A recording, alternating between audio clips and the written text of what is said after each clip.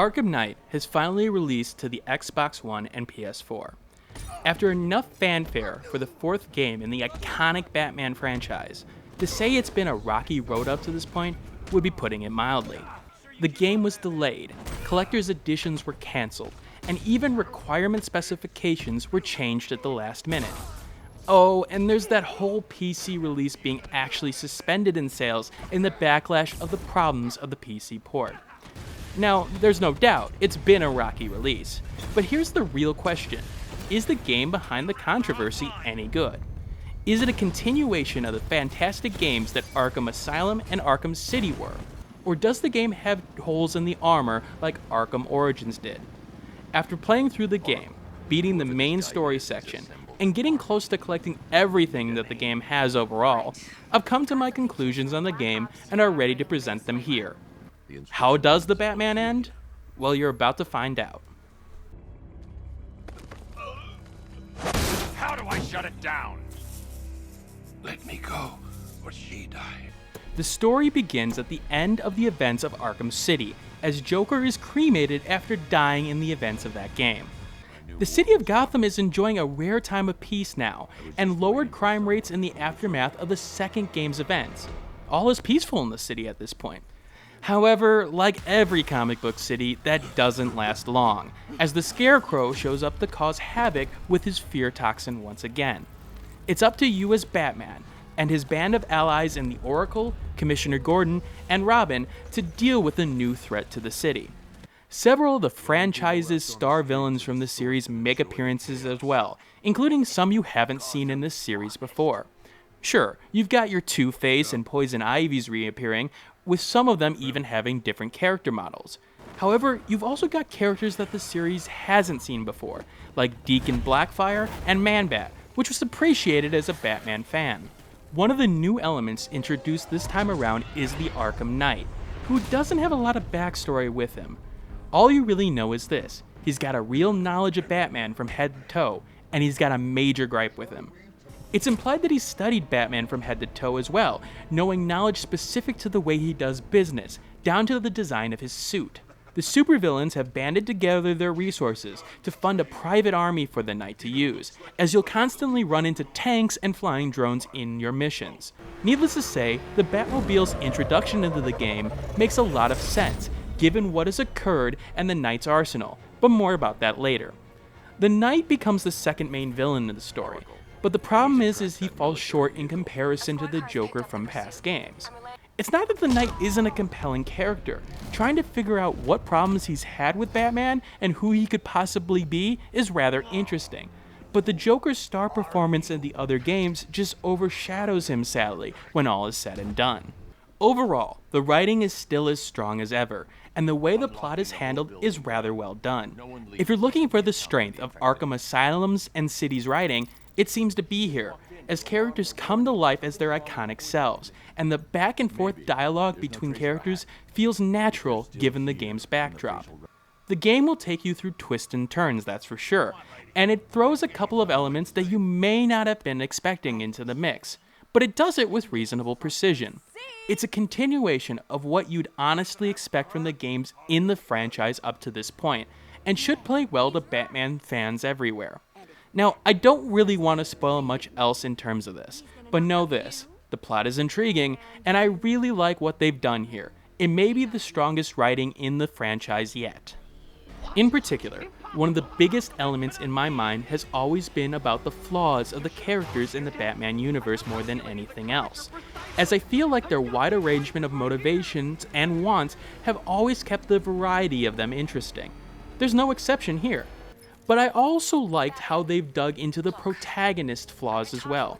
Scarecrow's introduction and the fallout from it adds a whole new level of storytelling that I really appreciated, and drove me to complete the game regardless of writing this review or not. It's not just those affected by the Scarecrow directly either, but playing off the weaknesses and fears of characters is a common theme of the game, even with side missions. Needless to say, it delivered for me on almost every point there. However, some of the elements from the original games are missing in terms of the side elements of the game, like the audio logs and miscellaneous information.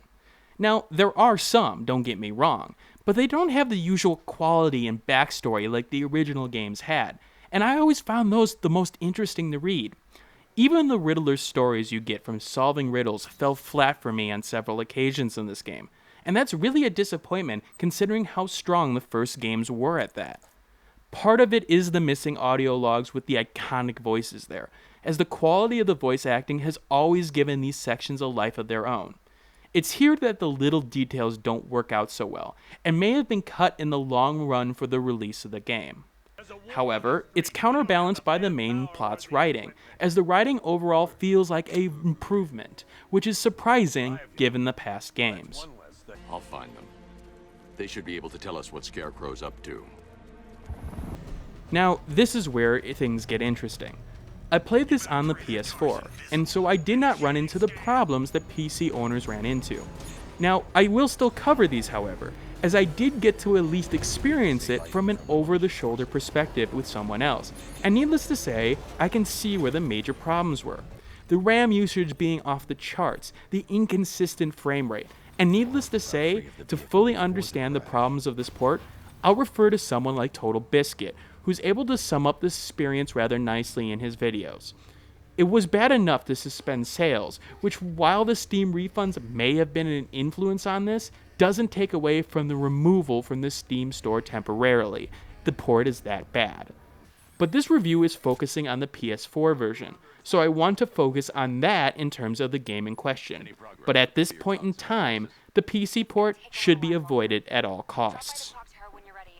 Now the game looks nice for the most part. There's a good amount of detail put into the textures and some of the smaller elements of the game to give it a shine, like the torn up cape of Batman. Character models are definitely the highlight of this though. Realistic features and expressions definitely make the characters unique in their own way, with their own brands of their strengths within their models.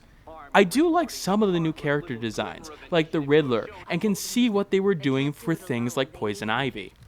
Something about the new Harley, though, rubs me the wrong way. I think it's the lack of the color on the face that makes me not like the design as a whole, but it makes sense given the character's connection to the Joker and the whole him being dead thing. The voice acting, however, is superb as always. Several of the series regulars come back to take their iconic roles, and it hit the emotion of their phrases on every level. Each character is played with perfection in my mind, and honestly, is the highlight of the game. As to the environment, the damage within the walls and the decaying city contrast against the bright lights and different sentries and other elements that the game throws at you. The moon in the sky overlooks the city, and although it's there, it feels like it's about to crash down on it. The size proportion really doesn't work for it. But for the most part, the environment works. There are little things that I'm not a fan of. The rain effects, they may do it for some people, but it felt more annoying to me more than anything else. Now, between playing through the PS4 version and comparing it to the Xbox One version, the differences between the versions are subtle. In particular, I do notice a slight difference when it comes to lighting within the game and on characters' faces in particular, but nothing to really recommend one version over the other. And again, let's not talk about the PC version in this, because we know exactly where that stands at the writing of this review. As for performance, I ran into my own share of glitches. Some of them were reasonably out of the way, and didn't bother me, but they were more comical more than anything else. I do personally like it when it rains indoors. It's a nice fresh breeze. But then there were things I got stuck on, weird animations regarding enemies at times, and regardless of the PC problems, there's still a bunch of issues under the surface of this game, although a good amount of them are out of the way. Once in a while, the game would seemingly chug, especially at the racing and Batmobile sections of the game. But overall, its performance stayed at the 30 FPS you'd expect from the console games at this point, which it still should be 60, but honestly, I don't expect it on consoles at this point. Towards the end of the game, the glitches seemed to become more frequent, however, including getting Batman stuck walking and moonwalking backwards in a section, which pissed me off because the major recording of that got corrupted. That would have been entertaining to put some music to.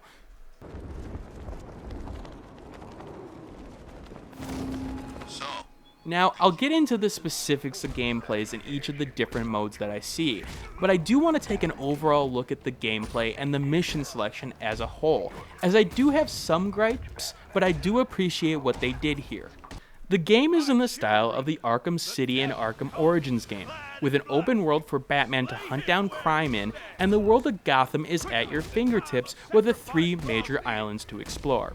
The missions you'll get hit every spectrum of the old gameplay, and add several new elements into the mix. Several of the old villains come back to provide side missions to track them down, and lock them up at the Gotham City Police Department. And variety? It's probably one of the strongest parts of the gameplay. Each set of the villain-based missions has its own unique style to it, like tracking down gun trucks from the Penguin and following it from rooftop to rooftop, to attempting to stop Two-Face's men from clearing out a bank, and then having them hunt you down after you knock enough of them out. Each mission feels carefully crafted and doesn't feel like an added-on element, and hits the range of the Batman universe and the different sides of Batman: the detective, the fighter, the stalker. It's again this variety where the game shines in most cases, with the exception of a certain game mode type that I'll allude to in a little bit. Hidden collectibles from the Riddler's trophies and riddles are everywhere, just like the old games, and there's plenty to explore on the islands themselves. Moving from rooftop to rooftop is fun, and with additions like supercharging the amount of air you get from grappling, makes things even faster at times, and was really appreciated even more than the older games. You'll run across thugs and events in the world that you'll have to take care of, or not in some cases, and it feels like there's just a lot to do overall. I probably put over 20 hours in the game at this point, and I'm about 90% done.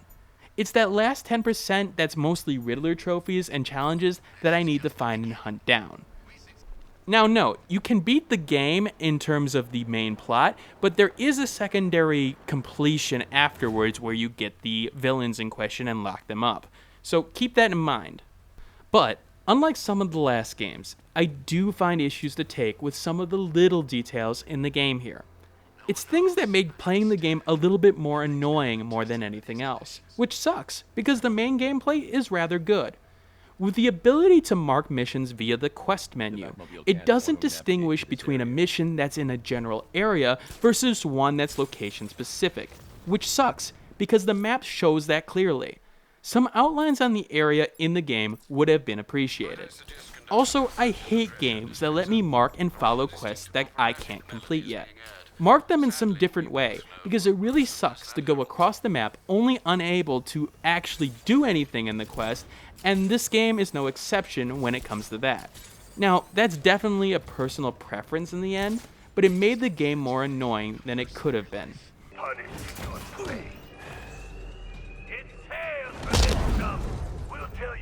Now, when I think of the Arkham games, I think of the Predator missions, as Batman hides in the shadows, attempting to pick off enemies one by one.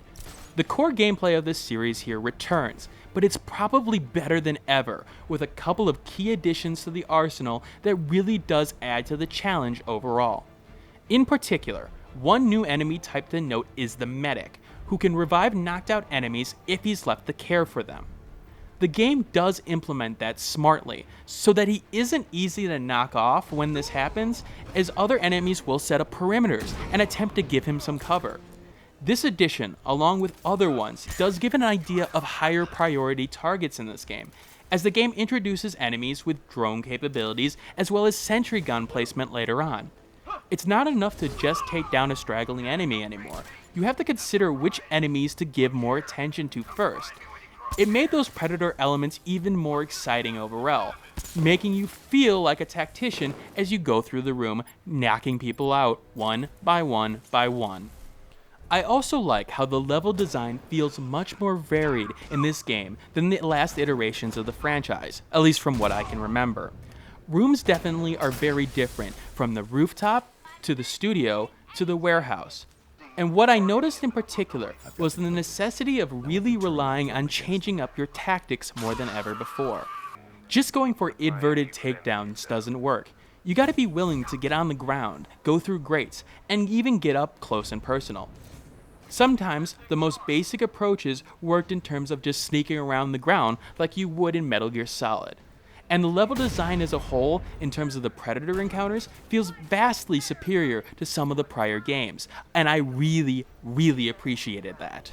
One of the additions that I'm still unsure about is the fear mechanic that was added. The new suit Batman wears gives him even more speed than before, and he can take up to 3 enemies at once, with surprising the first one if they are in a certain range. The element recharges when a silent takedown is done as well. The thing is, while it makes you feel like a badass, most definitely taking down 3 people at once, and in particular, when a group has been moving along comes in, it's absolutely required. But I can't help shaking the feeling that it made the game much more simpler because of that, due to the fact that the reliance on that mechanic to work makes some situations rather easy, especially when waiting for people to group up or luring them with things like the voice synthesizer. Speaking of which, there are some new devices added into the game that makes things a little bit more interesting, like the voice synthesizer as mentioned before. It can lure enemies to other points in the maps to isolate them, which was appreciated in terms of a time sink. Several of the old tools are here as well, like the Disruptor, but with new elements to take advantage of, like sabotaging a sentry or disabling a medic's backpack. Overall, the Predator mode is still the highlight of every Batman game since the beginning for me, and this is no exception. Those who love the Predator mode from previous games will definitely have no problems enjoying this one.